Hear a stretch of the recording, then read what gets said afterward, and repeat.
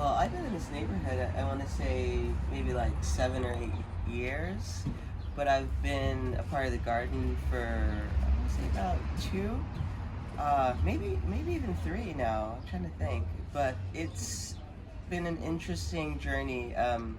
There's a lot that goes into like keeping a community garden running efficiently, and also just being a safe space. And being here in the neighborhood for the amount of time I have, I've seen the neighborhood transition, and it's really important that like people in the neighborhood have a place to go, that they can take a break from, like, I don't know, the rat race or whatever, and experience nature and get their hands in the soil. But it takes a lot of work, and it's a really rewarding experience to be a part of this garden. There are currently, I want to say, like 10 core members, and we're part of a bigger organization called BQLT, which is like the Brooklyn Queens Land Trust Alliance. And for that organization, currently I'm the treasurer. I take care of like all the financials, but BQLT oversees 35 gardens that we're steward of in Brooklyn and Queens, and that involves so much. Like, I mean, it's like on a grander scale. So I balance being the treasurer and then also like having to make time to come in and do the actual work like within the garden.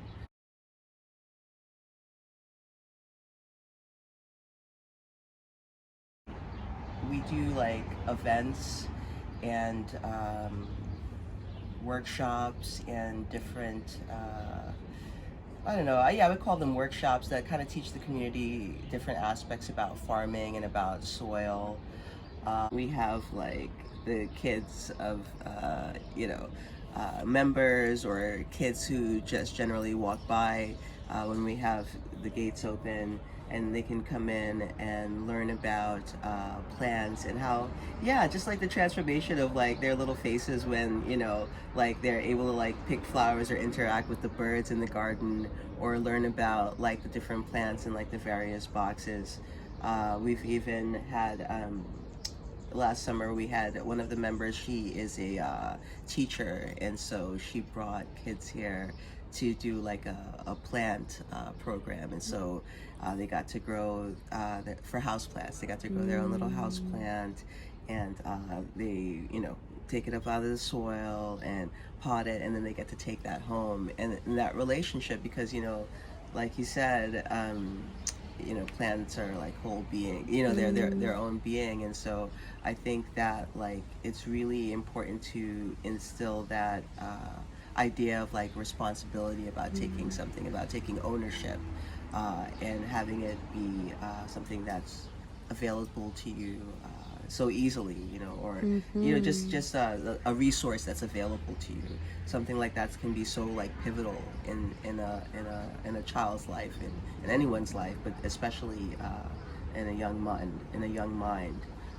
And so yeah, I love seeing kids in the garden. I think it's really important for the community, because a lot of the kids around here don't have they don't have that space, they don't have that relationship to plants or to food.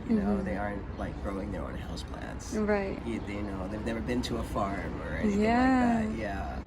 Yeah, it's nice to have this space here for people to come to and learn a little bit about green living and healthy living and eating. And we also have a couple of people in the garden who are chefs or like foodies, yeah. And so they know more about like the nuances of food, how to like pickle things, how to preserve things, which I know nothing about. I want to learn. So yeah, I'm learning a lot about food and vegetables, about herbs, and What's your favorite herb? well, that's a tough question. There's so many. I love. Top 3. Okay, I would have to say sage, rosemary, and then I'm trying to think of something that like really eclectic that grabs me. Um, Marijuana. No. No, but I love sage. I love rosemary, oregano. Yes. Yeah, the properties in oregano are really awesome, healthy, good for your skin, and so hopefully one day I'll be able to grow a bunch of oregano and make some oregano oil. Yeah, Yes. that'd be a great project for me. I haven't yet done it, but oregano is something that grows really wild. So Yes. like it'll just take off.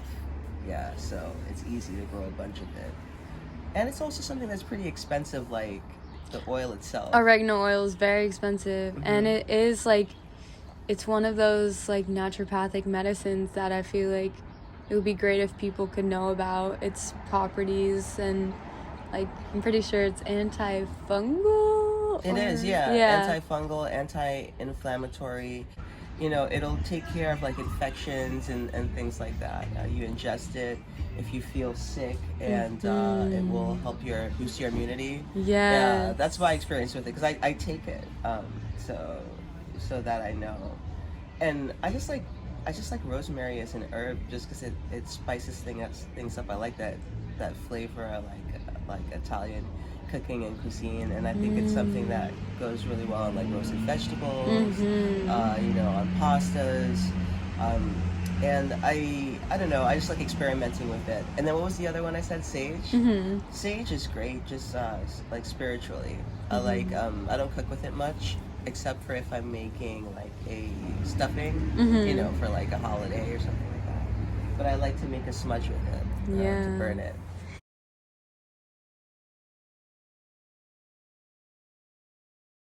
What's resonating with me is like the idea of like independence, autonomy, and also like interdependence. You know, like if you're growing your own herbs, you know, you have a, you know, you're that's something that pulls you outside of like being a consumer, and now you have a connection to something. You're doing something on your own, and you're bringing something to life, and seeing it through.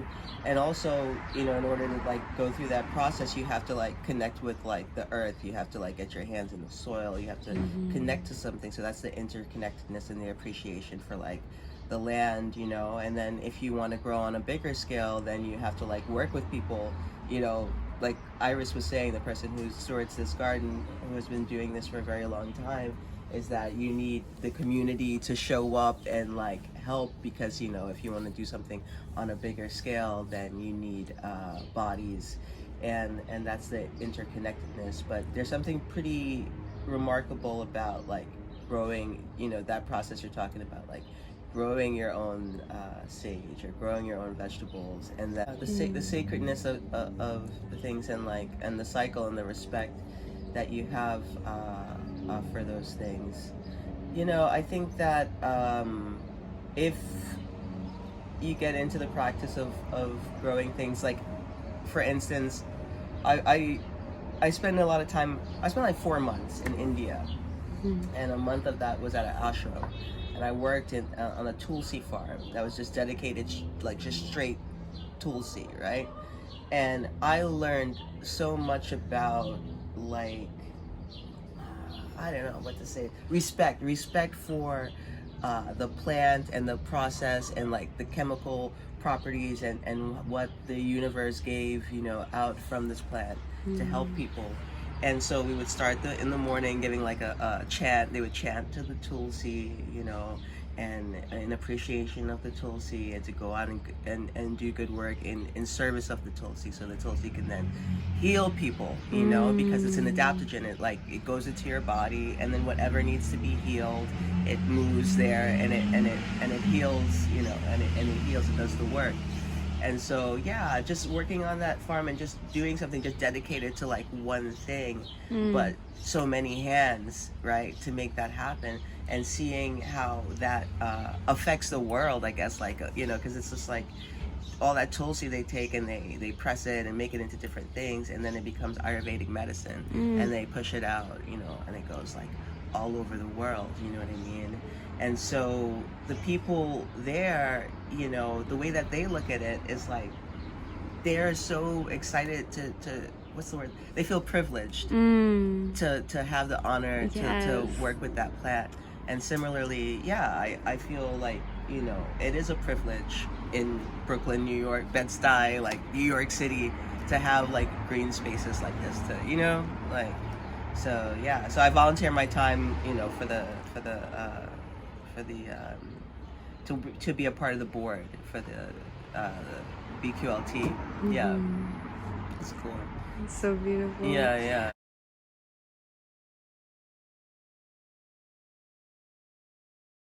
I think that, you know, people having more of a connection to like food and to like plant medicine, then there would be a lot less ailments. A really big person, influential person in my life that, you know, helped me transform and understand that is, I don't know if you've ever heard of Dr. Sebi, Dr. Sebi. He's he rest in peace. He passed away not too long ago, but he was an herbalist and like plant medicine, you know, extraordinaire. He healed people. He's a healer through plant medicine and through food primarily. And he was the guy that said that if you want to heal any disease out there, you need to cut out meat, wheat, soy, and dairy, and replace it with sea moss and herbs and a variety of different things, like in the kelp family, and like different like forms of like herbal medicine, and how to tonify your chi and your blood through food. And yeah, I tried his method, or I tried to incorporate his method in my lifestyle, and it's been really just changed the way I thought about food and about eating in general. Now, am I like a cereal, you know, like vegan or something? No, but it's more like, you know, just a consciousness, and having that consciousness, like we can do a lot more than we think we can. Like we have a lot more available to us and around us, even just like the herbs that we have around us that are indigenous to the Northeast and to this area. You know, it's like you walk out of your house, you're gonna see ginkgo biloba, you're gonna see dandelion, you're gonna see like white pine. You know, this is all like around here in you know, Fort Greene Park, or you know, down anywhere. You just walk out of your house. It's just New York. You know, there's certain things that you walk out of your house that you're gonna see that a lot of people don't realize. You know, it's medicine. You know, it's medicine. So if you take white pine and you take the leaves of it and you put it in alcohol or in, you know, vinegar, and you just let it sit there for a couple of months. Like that's something that you can drink if you have like bronchitis, or if you have like a bad cold or something, and it will heal you. And this is, you know, back to you talking about, we were talking about the indigenous and respect for their plants and whatnot. And this is an indigenous practice that they used to do to heal themselves. Yeah. You know, for your mental health, like I think it's important to be able to get outside and connect with nature. And you know, people think about it as like this grand escape where I've got to like plan and vacation. It's like, it doesn't have to be that big. It could just be simply going outside to, you know, your community garden, or to the park, or to your backyard, and just like connected to the earth. I recently was listening to a podcast, and you know, I heard something that really struck me, and it was the fact that we're electromagnetic beings, right? So the sun is electric, the earth is magnetic, and we are the conductor, and all this other stuff is like keeping us from conducting. So, you know, we just need to do less, you know, strip down, you know, take the shoes off, you know, put our feet in the earth, and connect electromagnetically. And I think that's what nature does for us, being in nature. And this is a very natural environment, despite all the buildings around, right, and cars. You know, this itself is a very well kept space.